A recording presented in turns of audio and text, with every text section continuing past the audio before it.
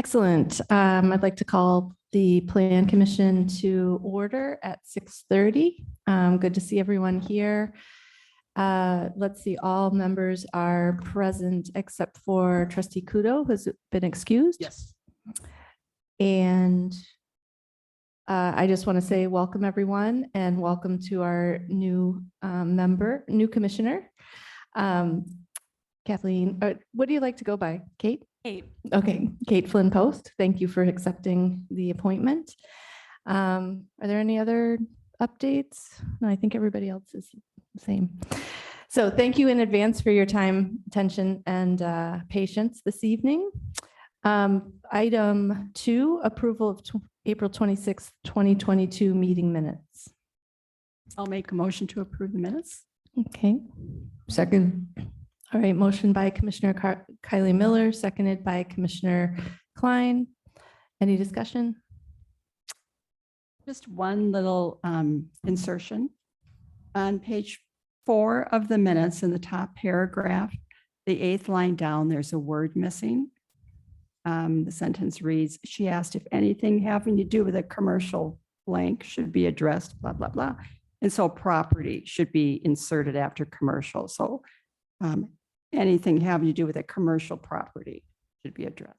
That's it. Thank you. If there's no further discussion, all those in favor of approving the minutes, say aye. Aye. Any opposed? Any abstentions?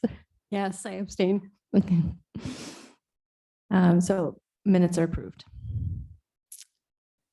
Moving on to item 3, which is the really the focus of our meeting tonight, is an update on the commercial zoning update, presentation of task 2, the public design process. I want to say in advance, thank you to the members of the Plan Commission who have been working in the work group, participating in the work group, all those who have attended public workshops and staff for a lot of time. This is moving along pretty much on schedule, and I just want to say thank you in advance. And thank you, Mr. Hagner, for participating as well and being here. So this is for presentation only. There is no action required tonight. Much of the material has been presented in the work group or the public workshops. So I'm not anticipating a whole lot of discussion, but however, if there are comments at the end, we will have time to take those. All right, and with this, I'll hand it over to Bart, who will probably hand it to Leslie. That is correct. So Leslie, feel free to take it away. I have no further introduction. Great. Well, thank you very much for having me. I wish I could be there in person. I wish I was. My mother just had hip replacement surgery today, and I've been dealing with that all day long. So I'm glad to think about something else. The public meetings have been going really well for this project. So I just kind of want to do a really quick run through of kind of where we started and where we are now. And I'll go super fast, and we can always go back and have more conversation about anything. So everybody is aware of who the working group members are. They've been a great group to work with, showing up at the public meetings, which is an amazing thing for what I do. And then I really look forward to our next meeting, which will be a presentation of the first draft and beginning sort of that discussion, pushing that draft back and forth. Just to revisit the project scope. So this is an update to the commercial and mixed use districts that you have on in your ordinance to replace them with best practice form-based elements and updated use classifications. That sort of combination of that focus on use is why I think the project was called a hybrid form-based code. Really, it's a form-based code. Use classifications would always be a part of it. Uses will be discussed, all of it will be discussed in that first module that we'll be presenting to the working group in July. And again, the goals of the project are more predictability, compatibility, meeting more community expectations, which means we're trying to kind of get everything down on paper in black and white and a little bit clearer language, a lot clearer language. So to just go back and look at this is the original schedule. And we really kind of kicked off in January, but that was sort of a pre-kickoff. We didn't actually kick off with the working group until the end of February, I believe. And then we've had 3 public workshops spread out a little bit further than we intended, but I think they went pretty quickly and people seem to kind of hold on to the thought process all the way through to the last one that we just had a couple of weeks ago. What we will do next, I have already been kind of formatting, and you can see that some of the information that we've been using in the workshops is sort of a precursor to the code. So coming up with the list of zones and mapping them and thinking about the building types as the structure. So in this green, you can see I've already kind of begun crafting the code. I will show you where we'll be with that at the end. But that's going to stretch out just a little bit because obviously our next meeting is in July. So this is where we are presenting the findings today to you all. And where we're going is that presenting of the initial draft to the working group. So this is sort of the end of phase 2, the public design process. So just to take a look at each one of those steps a little bit. So one of the things in the first phase, in that sort of initial review and analysis phase, was to really look at your current code and get a better understanding what the components of it were. Today, Bart was sending me some copies of the PDDs that have been approved along the corridors. And I think it's been really helpful to see, even before the current code, what was in place, to just kind of get a sense of where you were even before this, the B zones were, to what these B zones say, to what we're going to propose in the new code. We also have been reviewing the comprehensive plan and sort of using it as our, our roadmap to developing the code. And of course, it asks to adopt a hybrid form-based code, and that's what we're looking at doing to really focus on pedestrian-oriented development. This encouraged flexible uses in buildings, I think, was discussed a lot in the last community workshop, and I'll touch on that when we look at those results in just a minute. And then enforcing high quality design standards is, going from your current sort of design guidelines to actual code language, regulation, which will make those design standards easier to enforce. And I think you all know what a form-based code is. You've seen this, so I'm not going to go over it again. I think that the community has been really receptive to the information, and I think really understands where we're coming from, at least in a broad general sense. I think it's going to make a whole lot more sense once we start looking at the actual code. So it is hard to kind of talk in these broad, high level definitions, but once you start seeing those actual code tables of regulations for each building type, it's going to make a lot more sense to everybody. So we did have a ton of listening sessions. This sort of one-page compilation of some of the comments that were made during those listening sessions, this sort of listing of action items to incorporate into the code really helps to take the comprehensive plan and all of those goals and objectives and transfer it into the code via these action items. So this document, if you hadn't had a chance to really read the words on it, it's a lot of words, but if you haven't had a chance to look at that, I would ask that you do so, just so that we can make sure that everybody's kind of all on the same page. It's a pretty quick read and it's pretty straightforward. I think Bert, just talking to my friend Bert. So Bart presented this discovery memo to you all, which was just this sort of first getting to understand what's on the corridors, what are the existing building types, beginning to sort of start that conversation about what those building types are called, and how we can use that language to provide some structure for the code. And then from that sort of end of phase one, we jumped into the phase two public workshops and held 3 public workshops, just like the scope of the contract asked for. Although instead of doing virtual, we did the first one virtual and the second and third one in person, which was great to have that kind of conversation. The first public workshop was virtual, and we really just talked a lot about, what zoning is, what form-based codes are, kind of to set the stage for the project. And I think you all heard about that. And now what I want to do is walk you through sort of the results of the second and third workshops. So the second workshop was organized around an image preference survey, but we also had some really good discussion, I think, after that survey. So what we did was we looked at these 4 categories of images: storefront buildings, general buildings, which would be an apartment building or an office building that doesn't have a storefront on the ground story, streetscape, mostly looking at sort of that structure of the streetscape and what the building walls are doing and how much landscape is incorporated into those streetscapes.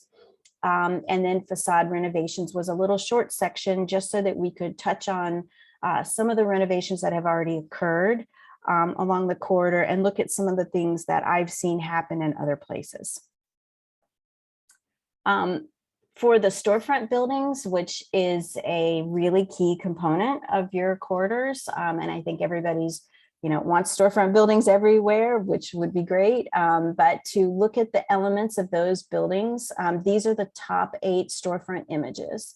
And from these images and the conversations that were had at the tables, I think it helped me to understand where the community was thinking the corridor should go. I think if you look at these buildings, even the longer buildings that have, really solid continuous street wall are broken up a lot. There is some push and pull for those facades moving back and forth. And there's also some variability in the cap of the buildings. There are different types of roofs and some variety in terms of the heights, some step backs, even when it's, looking at these balconies and providing some of that kind of negative space, but places where people can be and where landscape can kind of occur on those porches can really help enliven the corridor. And by the way, I'm letting you know some of the things that I learned that are unique and different for this community.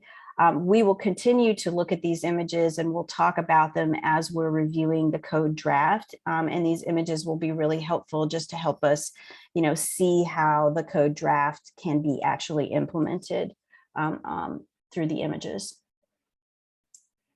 The bottom 8 storefront images were really kind of no surprise. They were a lot of images that I selected to kind of get everybody on the same page of what we really don't want to see.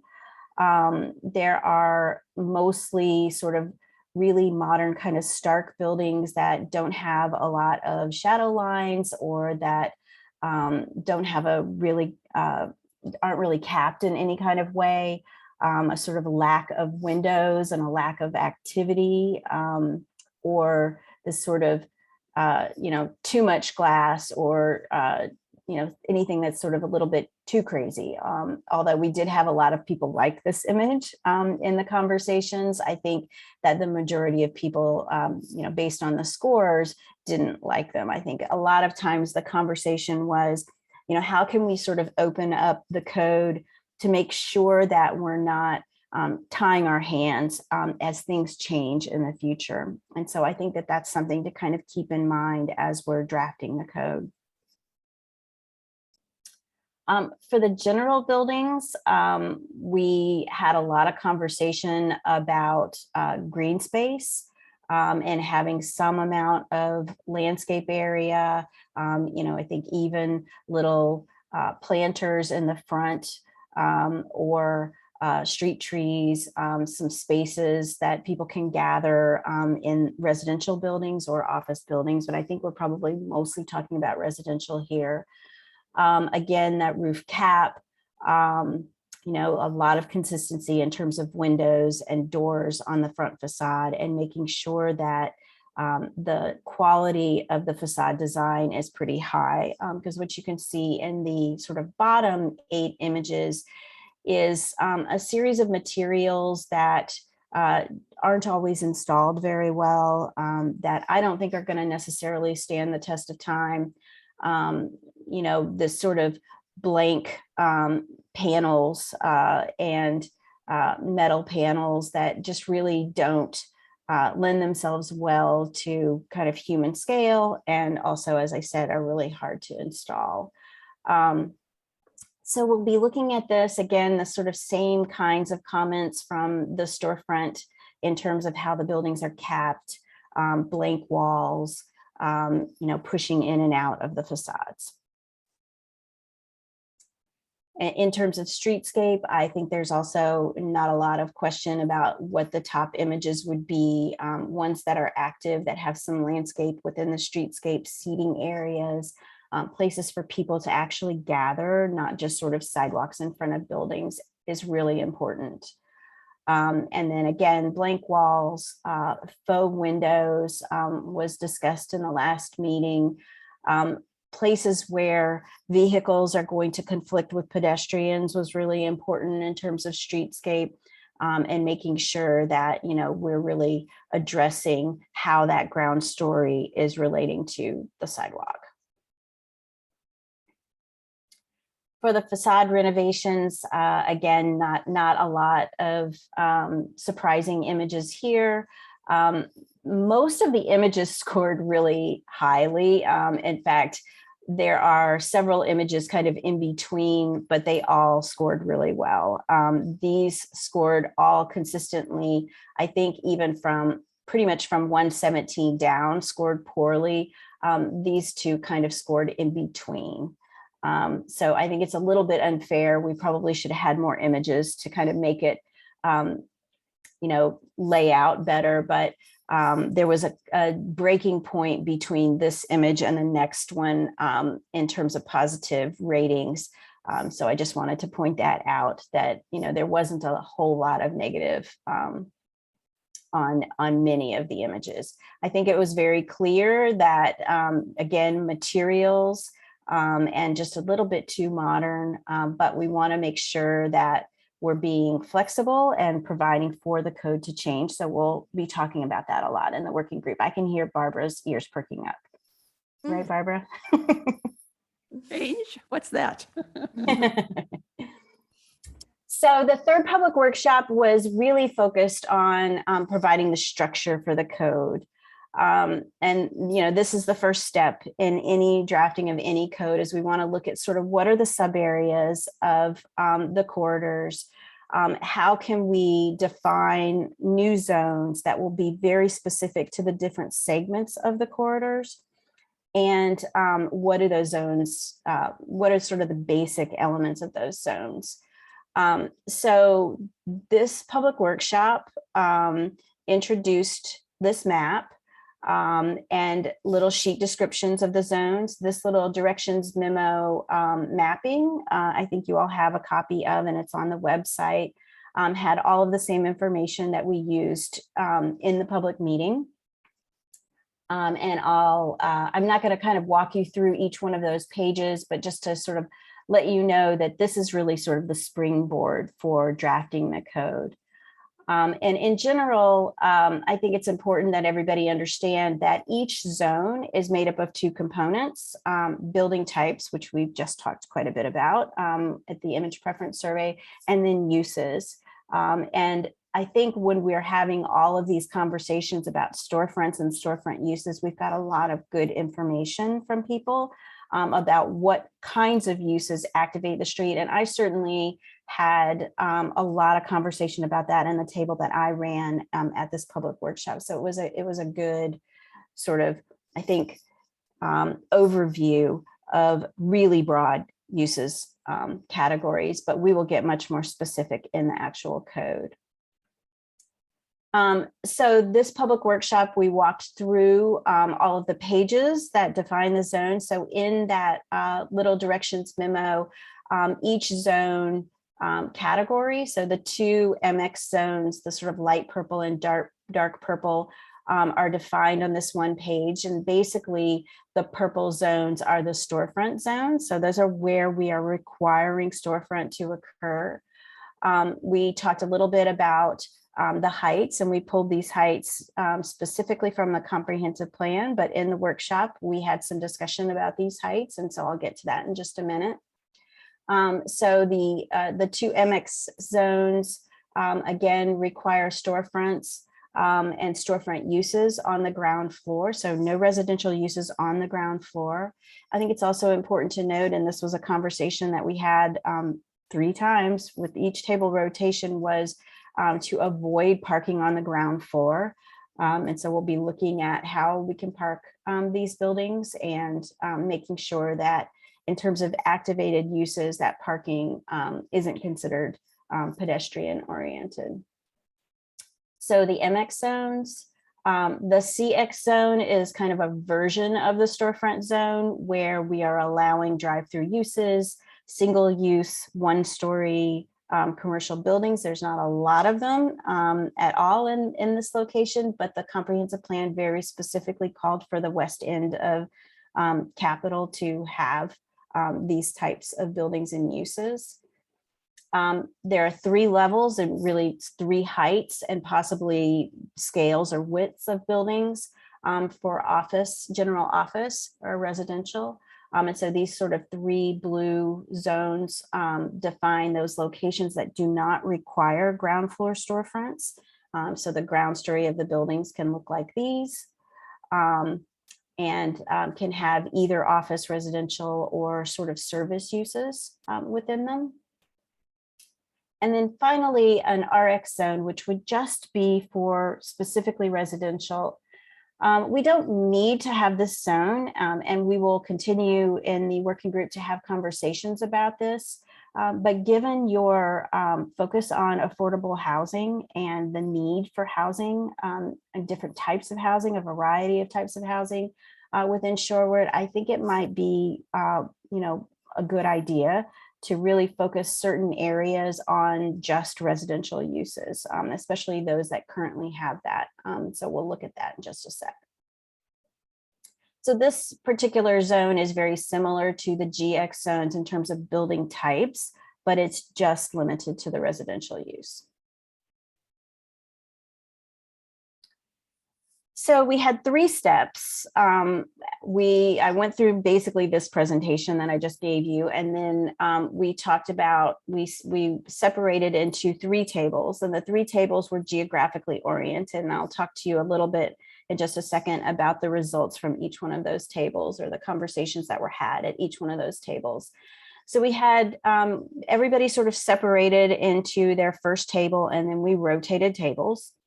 And the first step at each table was to kind of get to know the map and identify the locations where I had shown for storefronts to be required in those sort of purple colors on the map. And also the CX on the Capitol, West Capitol. Then to look at where I had initially proposed to have only residential uses in the orange. And then what's sort of left is the most flexible zone in terms of allowing residential office and service uses in the GX, the general building in the GX zones, the blues, which doesn't require storefront and really doesn't allow a whole lot of storefront uses. So it would allow for a sort of limited 25% or a corner of a building could be those kinds of retail and restaurant uses. We really want to, the reason for that is we really want to consolidate, concentrate those kind of really active uses along the corridors in specific locations. So step 2 was, do you agree with the map zones? And so I'm going to talk to you a little bit about what those conversations were about each table. So this is the first table, and boy, I sure do wish I would have said that. So this is Oakland, north of Capitol. So north is this way. So this is Capitol, and it's just easier to orient on the screen this way. So you can see, this is the Metro Market. This is the Cornerstone Building, our Collectivo Coffee. I sort of had these bubbles on the maps to ask these sort of key questions. One of the questions was, there's a segment of this corridor between Lake Bluff and Kensington. It's sort of anchored on the corners by storefront buildings, but in between there are several residential buildings. And then across the street, there are some residential office and sort of service use buildings. There's actually one storefront building in this location, but it doesn't have a really active storefront use. I think it's a maybe furniture store or something like that. And so what we were proposing to do was to call this GX. And I think everybody, by the time we got to the end of the conversations, I think everybody was on board with that. One of the things that we want to be careful about is zoning for too much required storefront and required storefront uses. We have seen those kinds of retail uses shrink over time, and almost every municipality in the country is sort of overzoned for commercial uses. So we want to be really aware of that and how much Shorewood can actually handle, and make sure that we are locating it so that it can be concentrated, but also locating the appropriate amount for the current market. And so keeping this area zoned GX, especially after COVID, and as things sort of, hopefully get back to normal to retail and restaurant kinds of uses, we want to be judicious about where we put them. So what can happen is, maintaining this as GX, and we can see if that 25% actually just gets incorporated, or we will, we can zone it all for, if it changes in the future, to be MX. I think that that's a little bit, it's not really being true to what's on the ground in these locations, because there are some very nice residential buildings that exist. And if we want to maintain residential, then we want to allow those to continue on that ground floor. So I think that this particular location for the GX was questionable in the conversations. This was Bart's table, so he could reinforce that. But we will probably have more conversations in the working group about that. In terms of the other locations for MX, and also in terms of where I've shown these sort of residential uses as a transition between the corridor and the neighborhoods, I think people were very supportive of that.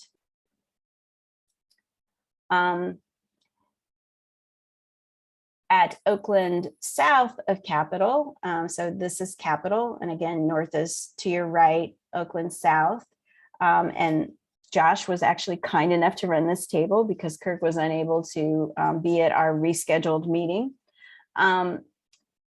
This was a very, I think, a concerning location because there are a lot of really nice small residential buildings.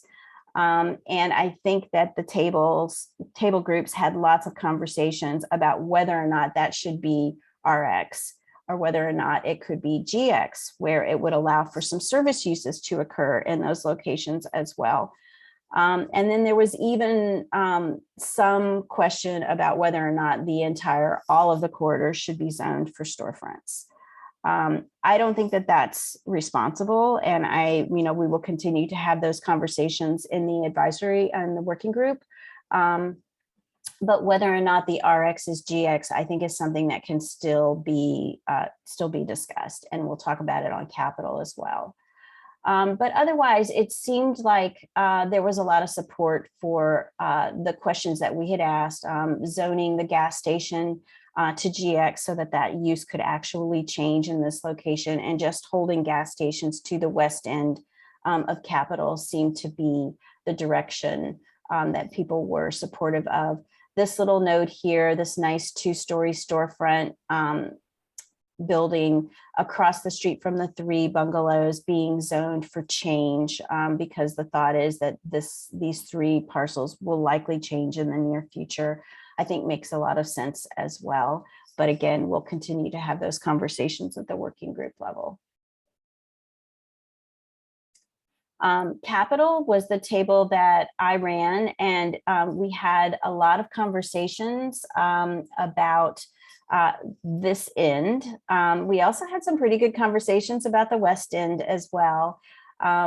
Zoning this auto service to be GX for if it should change in the future seemed to make a lot of sense to everybody, but it could continue to exist as a non-conforming structure and use in this particular location.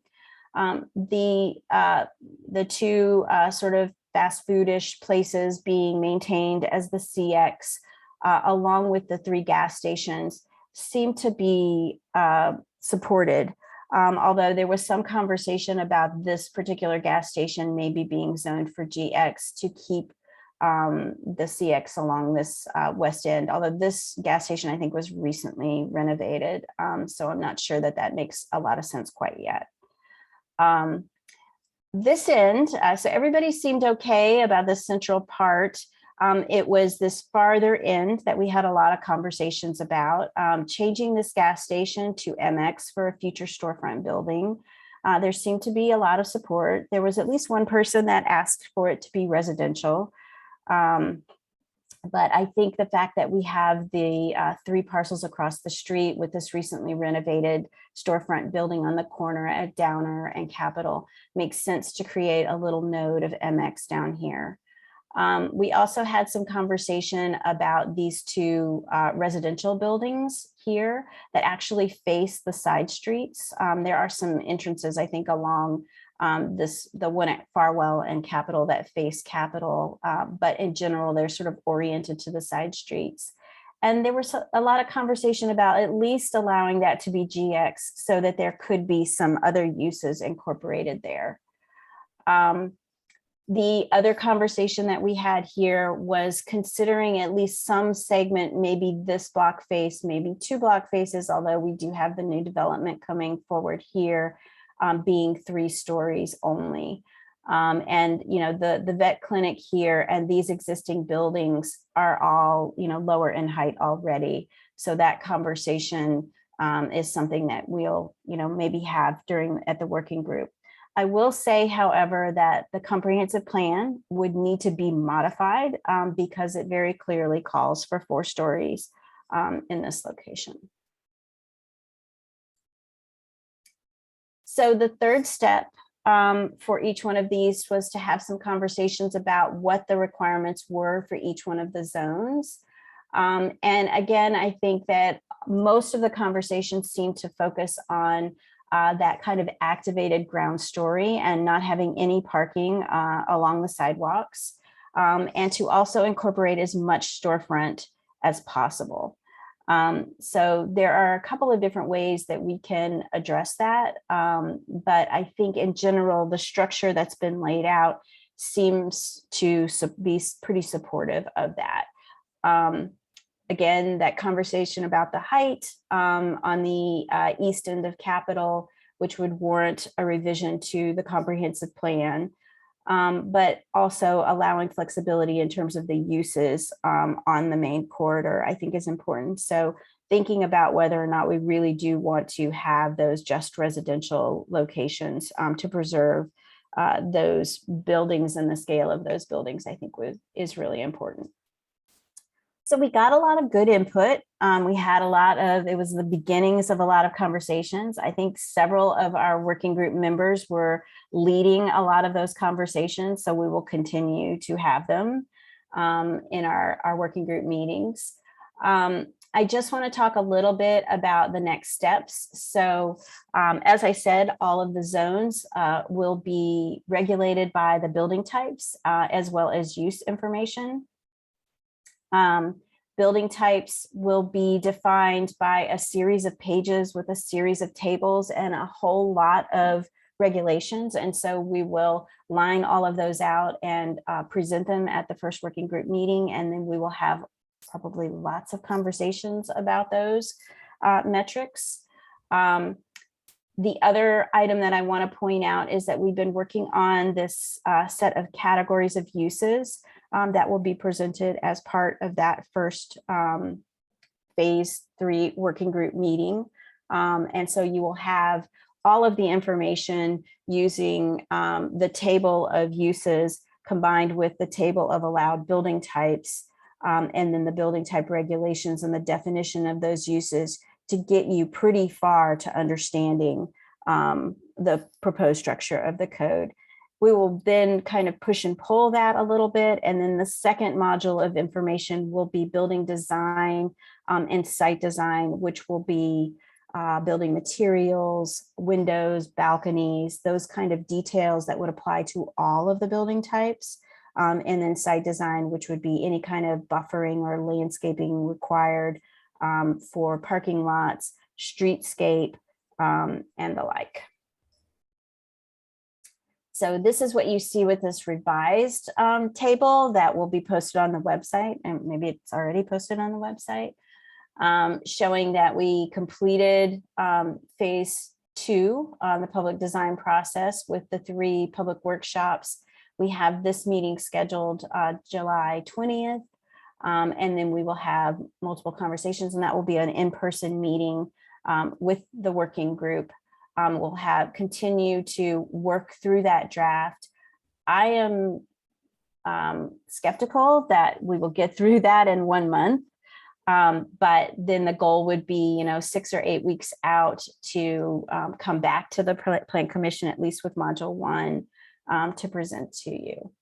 Hopefully then we will get sort of towards the end of the year to a public review draft and a public open house, followed by the adoption. I would guess that we're probably going to end up, by the time everybody starts reviewing in here and we stretch this out a little bit, we'll probably be not adopting in December, which is not ideal, but probably in January. That would be my guess. That's all I've got. Any questions? I have a question. I might have lost you in the timeline. So process-wise, the drafting of the code, the first draft in July, when do you want comments?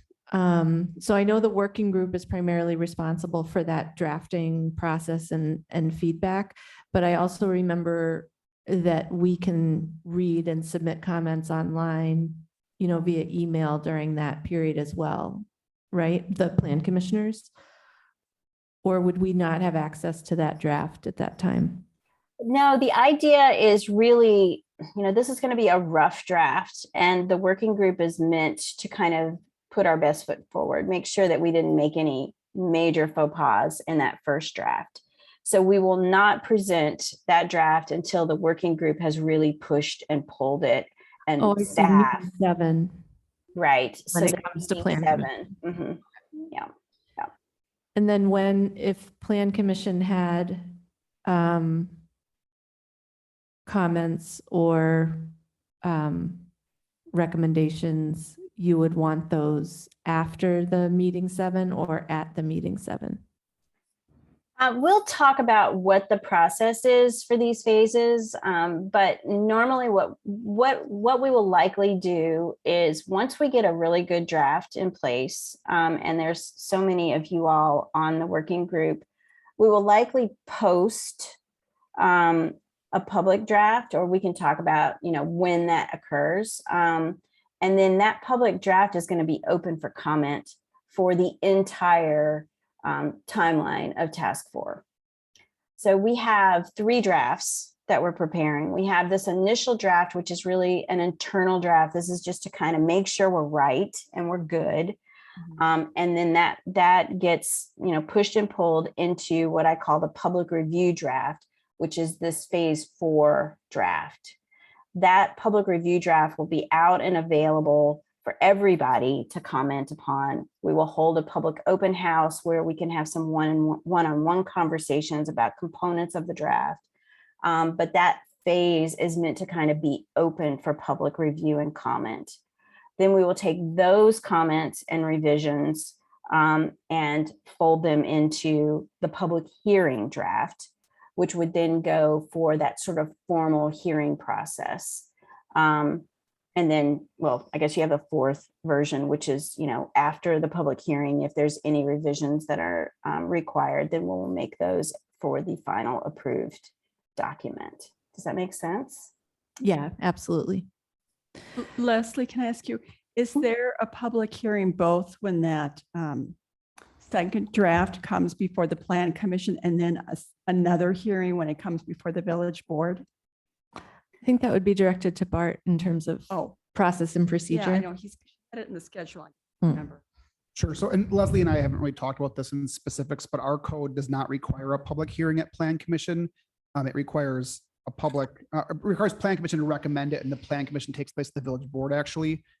We could choose to have a public hearing at the Plan Commission, but it's not required. So I don't know in your practice, if you have any thoughts on that, we can definitely take public comment, but the actual formal public hearing as required by state statute in Shorewood is at the village board level.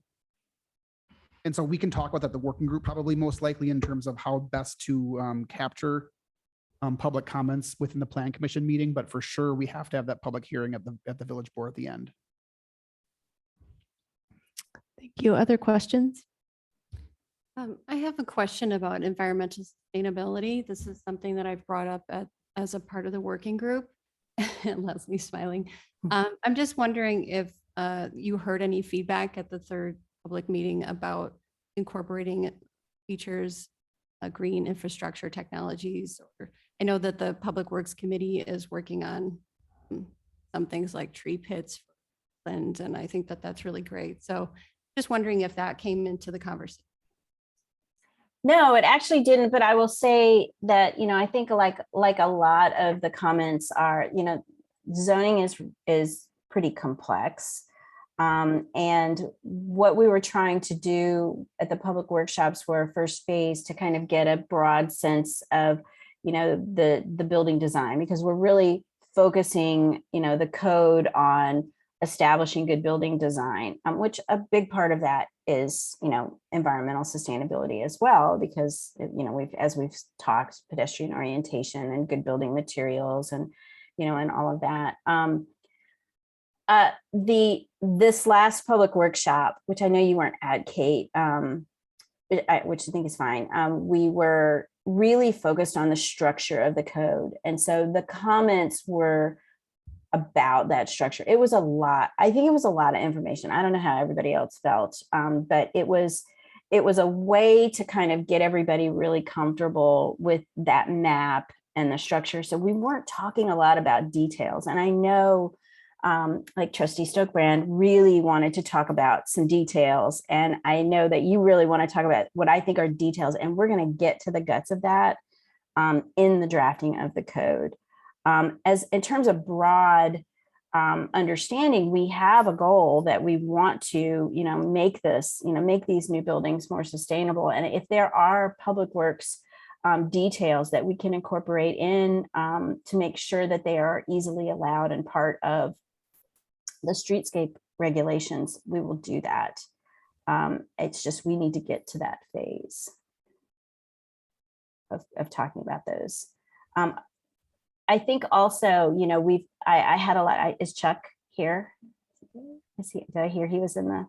Yes. So another detail of the code is, bird-friendly buildings and landscapes. And so that's that is a really specific detail that we will work through as we're talking about all of these components. And we just need to get that structure in place and that draft started so that we can find those places for all of those kind of line items and how we can address them. He sent me some great information on how we can incorporate that into building design, and we'll talk about that in the working group.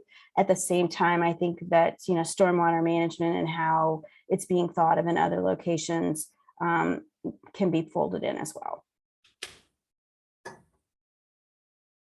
Thank you for mentioning that, because Chuck, it went through my head today. Like, I wonder if Chuck is the bird-friendly buildings yet. So We had a good hour conversation about that. It was really fun. mhm. All right, other questions, comments? Besides me, who else has not seen this in its entirety? Is there anybody else tonight, or has everybody else seen it? Okay, Sorry, that's all right. lots of repetition. Yep. All right, thank you, everyone. I don't have anything else. Yeah. I do have one more question about I've been going through the comprehensive plan and just trying to reconcile interfaces with the form-based code process. And I'm curious to understand if Shorewood will come up with a public amenities plan connected specifically to this, or if that's something that still stays as part of the comprehensive. In For you, terms of Bart. street infrastructure, Just, I'm thinking about public amenities, just broadly, just things that are delineated in the comprehensive. You- How can we, how is this being tied back into the form-based code zoning? could you give me an process? example of a public amenity that you're perhaps thinking of? Look at my list here. Incorporation of public spaces, so things like pocket parks, mini plazas, public art, affordable housing, just sort of the whole kind of urban design, all of the pieces. And I realize that this is not master planning, and that's something that Leslie had shared with me in my meeting with her, but I'm just trying to figure out where some of these things are going to land. I think a lot of, at least those specific examples would be incorporated into Leslie's streetscape kind of elements that when you, the image preference survey, noted that we want to have some level of open space or plaza or whatever that might be in front of specific types of buildings. And so as we see the designs or the details of what those requirements are, I think maybe that will be more clear. Leslie, I don't know if you have any particular comments on the types of details that you'll be requiring on those on those different types of buildings. Yeah, I will say that if it's something that has, let's see how I can word this.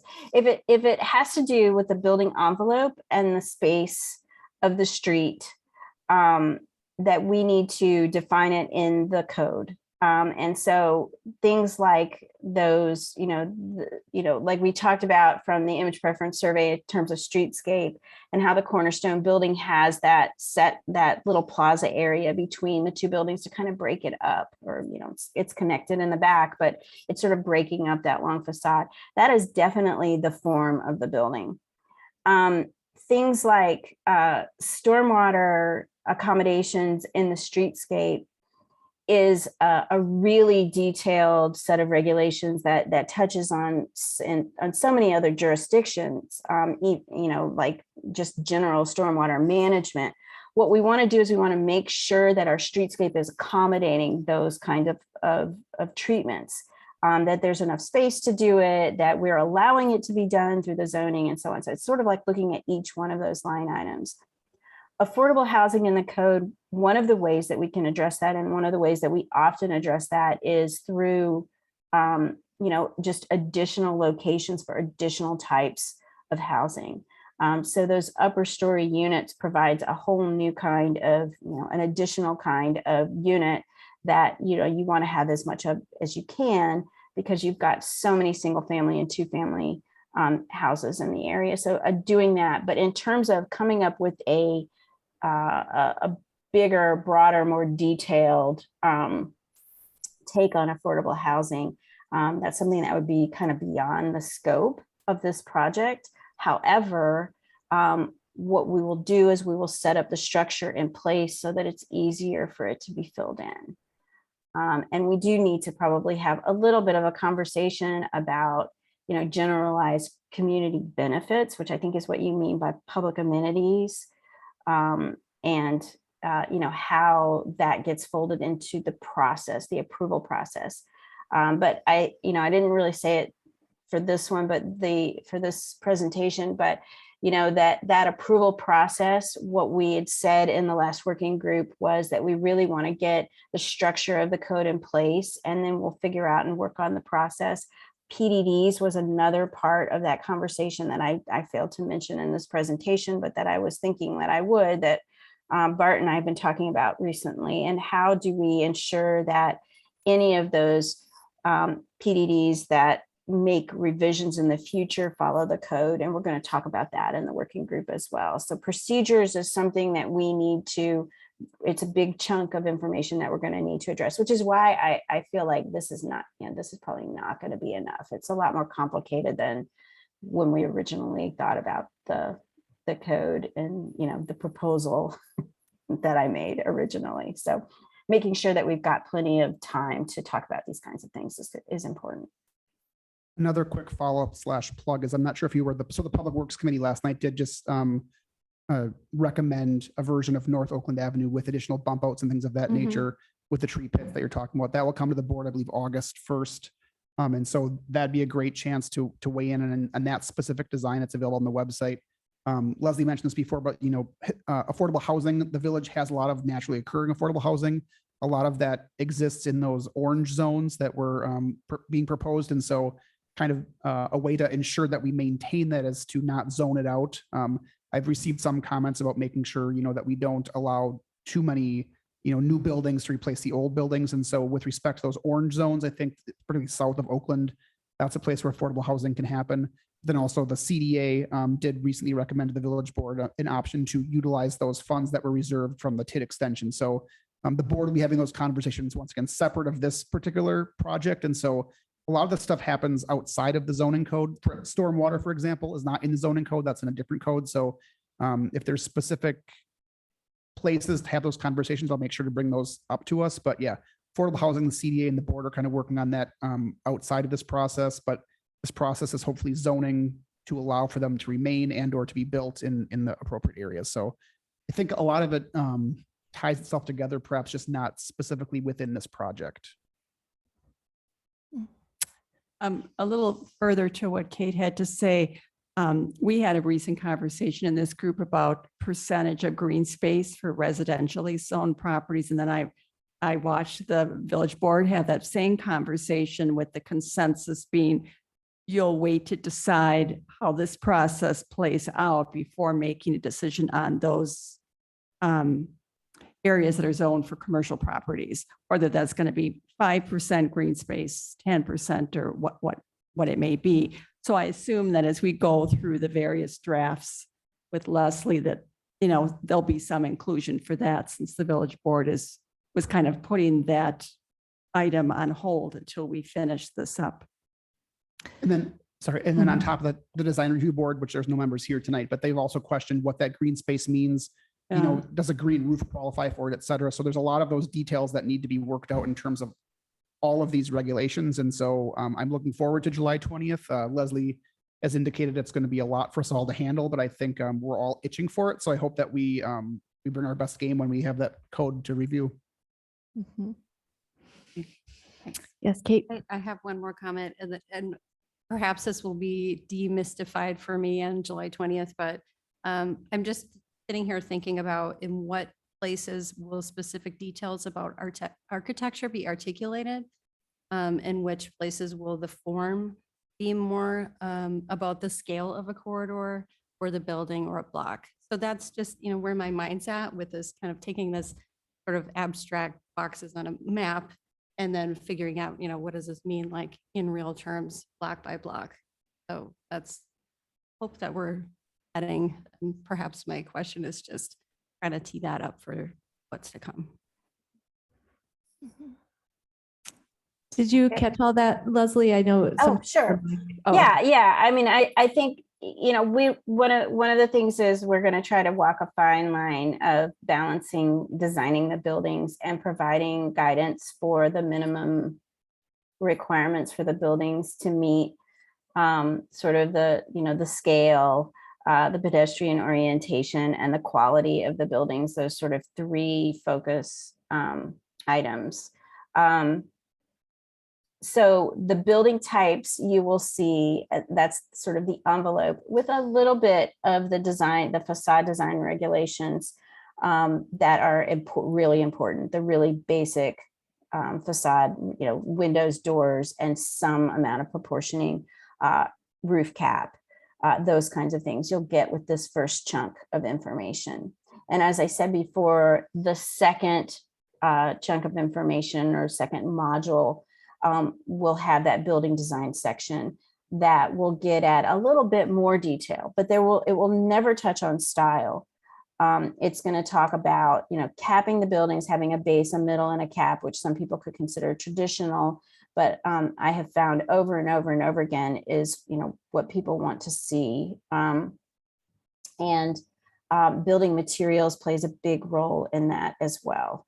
And then, like I said, the kinds of things like window orientation and balconies and those kinds of things, and then allowing some flexibility for, different designs of buildings is really important as well. So we will not be, designing the buildings. There will be parameters in place to ensure those three elements, scale and pedestrian orientation and quality of materials. So we'll talk about it once we get to that end, and we'll see, how comfortable you are with it. But it does move the bar quite far to something, to a better designed building without designing the building. That makes sense.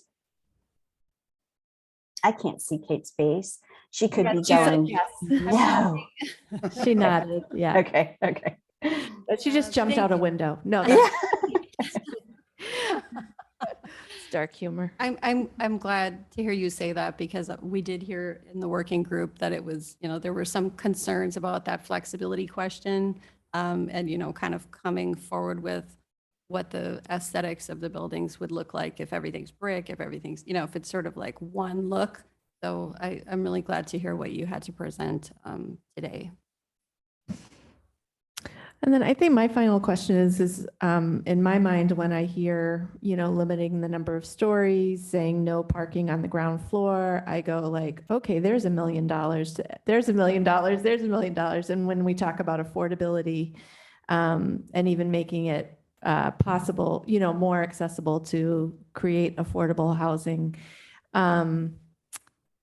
is there a process, is part of Leslie's job to comment on that, or is that just kind of taken out of the conversation? Or If Are you asking Bart? Okay. If that's, I don't know. I would definitely look towards Leslie's comment on that. And in the past, she's also shared there will be relief mechanisms built in the code. So I'm not sure if this is specific to your question, but I particularly as a staff member don't want to design a code that no one can meet. Exactly. And so in the right. early on listening sessions, we had a group specific of developers, architects, designers who gave us their comments. They were all willing to come back to review the code to make sure that they would look at it and say, yes, this makes sense, or no, you put that in there, we're never going to be able to develop here, So I think within the process, that group has offered to review it. So once we get a code that is publicly presentable, I'd hope that we'd specifically ask them to comment on elements specific to that. So I definitely am looking for that as part of the conversation moving forward with respect to affordability, et cetera, things of that nature. So I don't know if there's things to add in that, Leslie, but I think that's your expectation as well. Yes, absolutely. Yeah, we'll have those conversations. But I think it's a balance. It's just like, the items that Kate's been bringing up. It's a balancing act that we need to be careful about, but getting it down on paper and getting people to look at it will help, move the bar up quite far. Okay, final comment? Yeah, we've, based on what the real estate market has looked like for the last year or so, we had a conversation among some of us at the last public workshop that based on the cost of land and materials these days, it might be impossible for Shorewood to build new affordable housing. But we've got all this existing multifamily housing that might be someplace for the CDA in the village to look at spending some of that money for affordable housing. Because just as we gave, I think it was $5 million to General Capital to buy that land for the Metro Market property, no matter what our code says, it's going to be really tricky for anybody to build affordable housing from scratch these days. So, well, let's see if we can make it work. All right, reasonable speculation. Yeah. All right, anything else? All right, is there, future items for consider agenda? Yes, we do have 2 items for public hearing for conditional use permits for July. So we definitely will have a meeting. I'm not sure that I'll have anything to present as an update from our July 20th meeting, but it's very possible I could at least just share a verbal update on that. But yes, we will be for sure having a meeting in July with 2 public hearings. one for a resale shop, and one for a physical massage physical therapy clinic. Okay, great. And I will be I'm excusing myself from that meeting, and trustee Kudo will be chairing. All right, is there a motion to adjourn? I'll make a motion to adjourn. Second. All right, motion by Commissioner Wickland, seconded by Commissioner Pollak. All those in favor? Aye. Aye. We are adjourned at 7:31. Thank you. Good night, Leslie. Good night. Thank you.